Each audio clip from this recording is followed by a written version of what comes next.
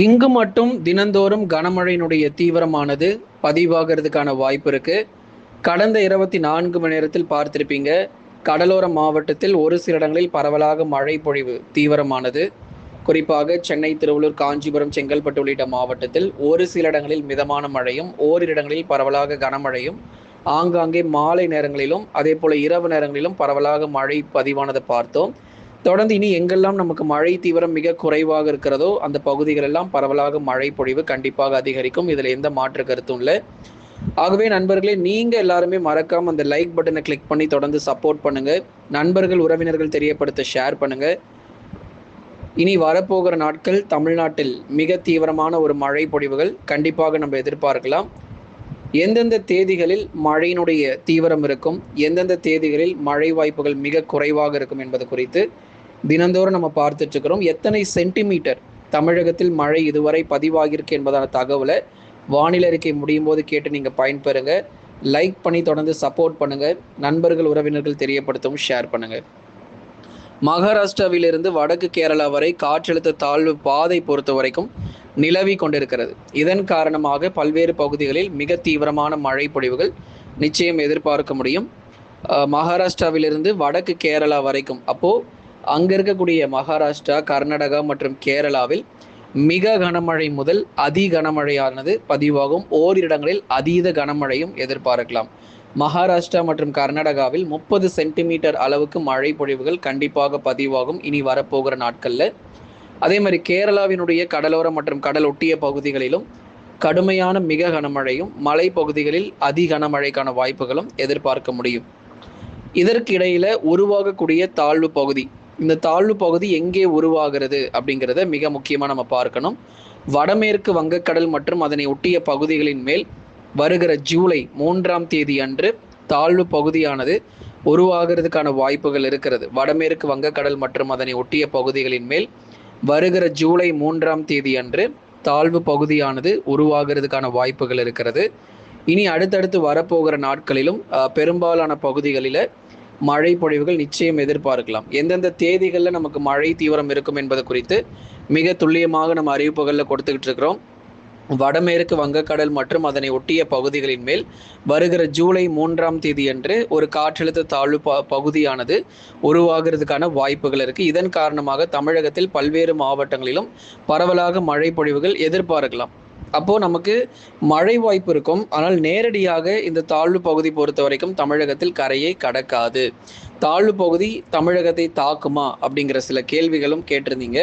கண்டிப்பா இந்த தாழ்வு பகுதி நேரடியாக வந்து தமிழகத்தில் தாக்குவதற்கான வாய்ப்புகள் கிடையாது. ஆகவே நமக்கு வெயிலுடைய தாக்கம் ஒரு பக்கம் பகல் நேரங்களில் ரொம்ப தீவிரமாக இருக்கும். ஏன்னா தாழ்வு பகுதி நம்மை விட்டு விலகி செல்வதால் வெயிலுடைய தாக்கம் பொறுத்த வரைக்கும் பகல் நேரங்களில் கணிசமாக அதிகரிக்க வாய்ப்புகள் இருக்கு. ஆனால் மழை பொழிவும் அவ்வப்போது மாலை மற்றும் இரவு நேரங்களிலும் இடியுடன் கூடிய கனமழையானது எதிர்பார்க்க முடியும். தீவிரமாகும் பருவமழை ஜூலை முதல் வாரத்தில், அதாவது இப்போ அடுத்து வரப்போகிற நாட்களில் தொடர்ந்து பருவமழையினுடைய தீவிரம் மிக அதிகமாக இருக்கும். மகாராஷ்டிரா, கர்நாடகா மற்றும் கேரளாவில் மிக மிக கடுமையான கனமழை பொறுத்தவரை அங்கே பதிவாக வாய்ப்பு இருக்குது. தமிழகத்திலும் மழை இருக்கும்.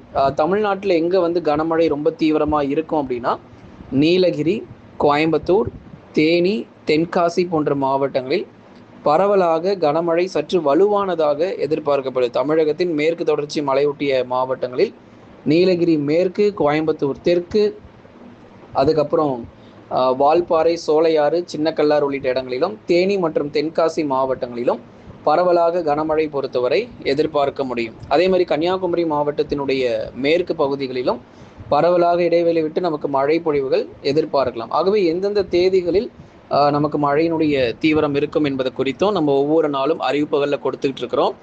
ஆகவே நமக்கு தமிழ்நாட்டினுடைய மேற்கு தொடர்ச்சி மலையொட்டிய மாவட்டங்களான நீலகிரி மற்றும் கோயம்புத்தூர் மாவட்டத்தில் ஒரு சில இடங்களில் பரவலாக மழை வாய்ப்புகள் நிச்சயமாக எதிர்பார்க்கலாம். சில இடங்களில் இடைவெளி விட்டு மிதமானதிலிருந்து கனமழையும் கண்டிப்பாக பதிவாகக்கூடும்.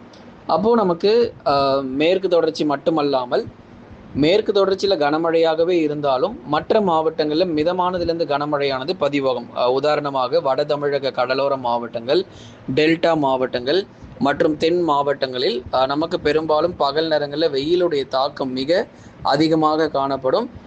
இரவில் பகுதியாக நமக்கு மிதமான மழைக்கான வாய்ப்புகள் எதிர்பார்க்கப்படுகிறது. ஆகவே பெரும்பாலான இடங்களில் பகல் நேரங்களில் வெயிலின் தாக்கம் அதிகரித்து காணப்படும்.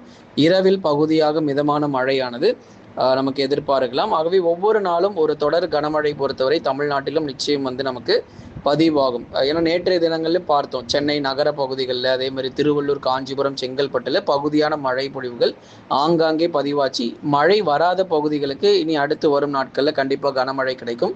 இப்போ அடுத்து வரப்போகிற நாட்களில் டெல்டா பகுதிகள், மயிலாடுதுறை முதல் புதுக்கோட்டை வரை இருக்கக்கூடிய டெல்டா பகுதிகளிலும், அதே போல தென் மாவட்ட இடங்கள் மதுரை, திண்டுக்கல், விருதுநகர், சிவகங்கை, ராமநாதபுரம், தூத்துக்குடி மற்றும் திருநெல்வேலி உள்ளிட்ட தென் மாவட்டங்களில் இருக்கக்கூடிய பெரும்பாலான மாவட்டங்களிலும் தொடர்ந்து கனமழையானது எதிர்பார்க்க முடியும். அப்போ தென் மாவட்டங்களில் மதுரை முதல் குமரி வரைக்கும் இருக்கக்கூடிய பகுதிகளில் ஒரு சீரான அளவில் அவ்வப்போது இடைவெளி விட்டு ஒரு மிதமான மழை வரைக்கும் எதிர்பாருங்க. ஆனால் மிக கனமழை எதிர்பார்த்துடாதீங்க, கண்டிப்பாக கிடையாது. பெரும்பாலான மாவட்டங்களில் ஒரு குறுகிய நேர மழை பொழிவு, ஒரு அரை மணி நேரமோ அல்லது 20 நிமிஷமோ இப்படிப்பட்ட ஒரு மழையாக தான் தமிழகத்தில் அடுத்து வரக்கூடிய நாட்களில் நம்ம எதிர்பார்க்கிறோம். அடுத்ததாக வட தமிழக உள் மாவட்டங்களில் சில இடங்களில் மிதமான மழை பெய்யும்.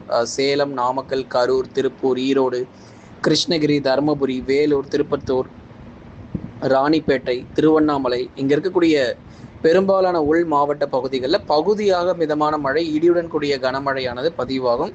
ஒரே மாவட்டத்தில் ஒரு சில இடத்துல பார்த்தா மழை பதிவாயிருக்கும், சில இடங்களில் மழை பெய்திருக்காது. உதாரணமாக கிருஷ்ணகிரி, தருமபுரி போன்ற மாவட்டங்களில் சில இடங்களில் பார்த்தீங்கன்னா மழை பதிவாயிருக்கும், சில இடங்களில் பார்த்தீங்க அப்படின்னா மழை பதிவாகாமல் போயிருக்கும்.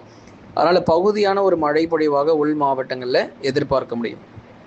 கடந்த 24 மணி நேரத்தில் பதிவான அதிகபட்ச வெப்பநிலை பொறுத்தவரை கடலூரில் 39 டிகிரி செல்சியஸாக நமக்கு வெப்பம் பதிவாகி இருக்கிறது. கடந்த 24 மணி நேரத்தில் பதிவான மழை அளவு பொறுத்த வரைக்கும் Pandalur 4 centimetre, Chinnakallar 4 centimetre, Nalumukku 3 centimetre, Valparai 2 centimetre, Vazhapadi 2 centimetre, Avalanche 2 centimetre, காக்காட்சியில் தலா 1 சென்டிமீட்டர் மழை பொழிவுகள், பேராவூரணி 1 சென்டிமீட்டரும், ஏத்தாப்பூரில் 1 சென்டிமீட்டர் மழை பதிவாயிருக்கு.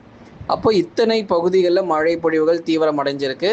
இதில் நம்ம முதல்ல பார்த்தது அந்த பந்தலூர் நீலகிரி மாவட்டத்தில் தான் 4 சென்டிமீட்டர் இருந்துச்சு. அதுக்கப்புறம் சின்னக்கல்லார் கோயம்புத்தூரில் 4 சென்டிமீட்டர், நாலுமுக்கு திருநெல்வேலி மாவட்டத்தில் ஒரு 3 சென்டிமீட்டர் வரைக்கும் மழை இருந்தது.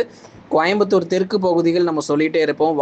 வால்பாறை மற்றும் அதன் சுற்றுடர் பகுதிகளில் 2 சென்டிமீட்டரும், வாழப்பாடி சேலம் மாவட்டங்களில் 2 சென்டிமீட்டர் மழையும், அவலாஞ்சி நீலகிரி மாவட்டத்தினுடைய மேற்கு பகுதிகள் 2 சென்டிமீட்டரும், காக்காட்சி திருநெல்வேலி மாவட்டத்தில் 1 சென்டிமீட்டர், பேராவூரணி தஞ்சாவூர் மாவட்டங்களிலும், தொடர்ந்து ஏத்தாப்பூர் சேலம் மாவட்டங்களிலும் பரவலாக பாருங்கள் தொடர்ந்து மழை பதிவாயிருக்கு. நேற்றைய தினங்களில் எங்கெல்லாம் நமக்கு மழை பதிவாச்சு அப்படிங்கிறத இன்றைய வானிலை அறிக்கை மாலை நேரங்களில் நீங்கள் பார்த்து தெரிந்து கொள்ளுங்கள். லைக் பண்ணுங்கள், மறக்காமல் சப்ஸ்கிரைப் பண்ணி தொடர்ந்து சப்போர்ட் பண்ணுங்கள்.